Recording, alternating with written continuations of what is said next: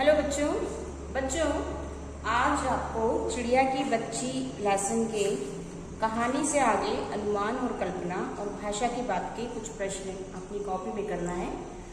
जो प्रश्न आपको अपनी कॉपी में करना है उन प्रश्नों को मैं आपकी स्क्रीन पर शेयर कर रही हूँ। आप उन प्रश्नों को अपनी कॉपी में लिखेंगे। नहीं समझ में आता है आपको तो आप मुझसे पूछ सकते हैं। जो प्रश्न मैंने आपको अभी मैं दे रही हूँ वही आपको कॉपी में लिखना है, उसके अलावा आपको दूसरे प्रश्न नहीं करना है। ठीक है, तो कहानी से आगे का पहला प्रश्न। कहानी से आगे का पहला प्रश्न इस प्रकार है। इस कहानी में आपने देखा कि वह चिड़िया अपने घर से दूर आकर भी फिर अपने घोंसले तक वापस पहुंच जाती है। मधुमक्खियों, चींटियों, ग्रह नक्षत्रों तथा प्रकृति की अन्य विभिन्न चीज़ों में हमें एक अनुशासनबद्धता देखने को मिलती है। डिसिप्लिन, अनुशासनबद्धता यानी एक तरह का डिसिप्लिन हमें देखने को मिलता है। हम कभी भी पक्षियों को सुबह या शाम उड़ते हुए देखते हैं तो वे एक समूह में उड़ते हैं और बिल्कुल सही तरीके से उड़ते हुए अपने घरों की ओर वे लौटते हैं या घरों की ओर जाते हैं। मधुमक्खियों को हम देखते हैं, चींटियों को हम देखते हैं। तो ये सभी जो पशु पक्षी हैं वे एक डिसिप्लिन ऑर्डर में रहते हैं। अनुशासनबद्धता हमें उनमें देखने को मिलती है। इस तरह के स्वाभाविक अनुशासन का रूप आपको कहाँ कहाँ देखने को मिलता है, उदाहरण देकर बताइए। इसका उत्तर इस प्रकार है कि पशु पक्षी दिन भर कहीं भी विचरण करते रहे लेकिन शाम होते होते वे अपने घरौंदे में लौट आते हैं। सूर्य अपने निश्चित समय पर निकलता है और छिपता है, वह एक दिन के लिए भी अनुपस्थित नहीं होता। चंद्रमा की भी यही स्थिति है। दिन रात का क्रम, प्रकृति में दिन रात का एक क्रम बना हुआ है, इसमें थोड़ा भी परिवर्तन नहीं होता है।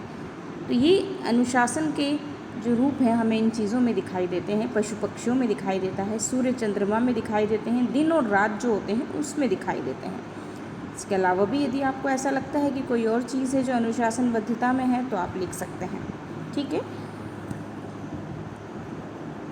कहानी से आगे का दूसरा प्रश्न है, सोचकर लिखिए कि यदि सारी सुविधाएं देकर एक कमरे में आपको सारे दिन बंद रहने को कहा जाए तो क्या आप स्वीकार करेंगे? आपको अधिक प्रिय क्या होगा, स्वाधीनता या प्रलोभनों वाली पराधीनता? स्वाधीनता यानी आज़ादी और प्रलोभनों वाली पराधीनता का अर्थ है कि लालच से भरी गुलामी, जिसमें बहुत सारी सुविधाएं, लालच बहुत दिया गया है जिसमें। ऐसा क्यों कहा जाता है कि पराधीन व्यक्ति को सपने में भी सुख नहीं मिल पाता? नीचे दिए गए कारणों को पढ़ें और विचार करें। क्योंकि किसी को पराधीन बनाने की इच्छा रखने वाला व्यक्ति स्वयं दुखी होता है, वह किसी को सुखी नहीं कर सकता। क्योंकि पराधीन व्यक्ति सुख के सपने देखना ही नहीं चाहता, क्योंकि पराधीन व्यक्ति को सुख के सपने देखने का भी अवसर नहीं मिलता है। तो सारी सुविधाएं यदि हमें मिल जाए तो एक कमरे में रहना भी हम स्वीकार नहीं करेंगे, क्योंकि किसी को भी अपनी गुलामी किसी को भी प्रिय नहीं होती। कोई भी व्यक्ति अपनी आज़ादी को खोना नहीं चाहता, है ना। तो सदा ही हमें आज़ादी ही प्रिय होगी, न कि हमें गुलामी, किसी की गुलामी। चाहे हमें कितनी सुविधाएं दे दे, सब कुछ दे दे, लेकिन फिर भी हम गुलाम होकर नहीं रहना चाहेंगे। क्योंकि पराधीनता का अर्थ है पर के अधीन, अर्थात किसी और के अधीन, दूसरों के अधीन, अर्थात अपनी इच्छा से नहीं दूसरों की इच्छा से कार्य करना। तो ऐसा कोई नहीं चाहेगा। तो नीचे 2 पॉइंट्स दिए गए हैं, उन पॉइंट्स में यह बात कही गई है, उन कारणों में यह बात कही गई है कि पराधीन जो व्यक्ति होता है सपने में भी उसे सुख नहीं मिल पाता। एक हिंदी में एक लोकोक्ति है, पराधीन सपने हूँ सुख नाही। तो ये कि पराधीन को सपने में भी सुख नहीं, जो गुलाम रहता है वह सपने में भी नहीं जी पाता है, सुखी से नहीं रह पाता है। तो आपको इन कारणों में से कौन सा कारण सही लगता है उस पर विचार करके और कुछ शब्द उस कारण पर लिखना है। तो ये आप स्वयं करेंगे। इतना आंसर इसमें लिखा हुआ है, बाकी नीचे वाला आंसर आप स्वयं करेंगे। ठीक है, कोई भी एक कारण लेंगे कि हाँ ये कारण इसका सही हो सकता है और उस पर कुछ शब्द लिखेंगे 2 या 3 लाइन में। अनुमान और कल्पना का पहला प्रश्न। आपने गौर किया होगा कि मनुष्य, पशु पक्षी, इन तीनों में ही माएँ अपने बच्चों का पूरा ध्यान रखती है। प्रकृति की इस अद्भुत देन का अवलोकन कर अपने शब्दों में लिखिए। अवलोकन यानी देखना। तो हमने देखा है कि मनुष्य ही नहीं, पशु पक्षी ना, इन सभी में, सभी प्राणियों में माँ जो होती है वो अपने बच्चों का पूरा ध्यान रखती है। हम कभी भी देखते हैं ना कि किसी हमारे मोहल्ले में किसी डॉगी के कुछ बच्चे हुए हैं, तो जैसे ही हम बच्चों को दूध पिलाने के लिए इधर उधर करते हैं तो उनकी माँ उन्हें ढूंढते हुए आ जाती है, या वो अपनी माँ के पास चले जाते हैं। वो बहुत ध्यान रखती है कि उनके बच्चों को कोई उठा के ना ले जाए, कोई कुछ कर न दे। तो इस तरह से हमने देखा है कि पशुओं में, पक्षियों में, सभी में, सभी मनुष्यों में माँ जो होती है वह अपने बच्चों का बहुत ध्यान रखती है।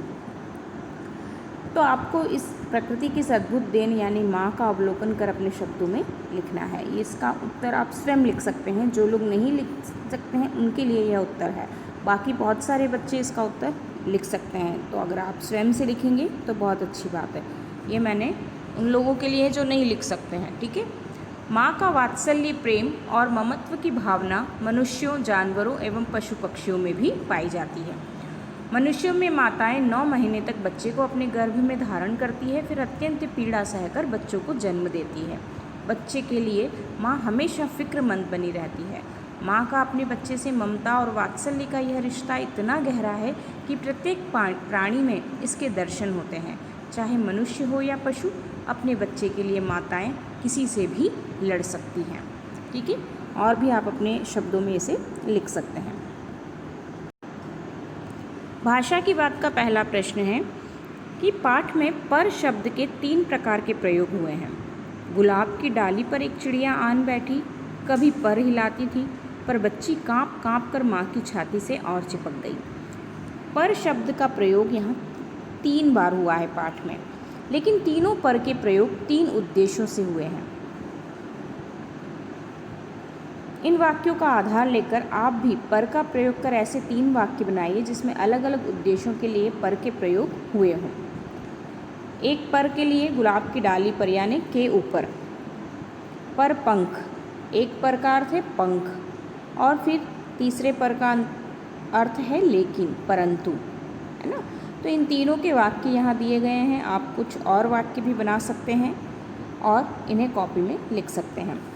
तो आपको कहानी से के दोनों प्रश्न, अनुमान और कल्पना का पहला प्रश्न और भाषा की बात का ये वाला प्रश्न अपनी कॉपी में कंप्लीट करना है, लिखना है। और कॉपी कंप्लीट करके आप PDF बनाकर मुझे सेंड करिए।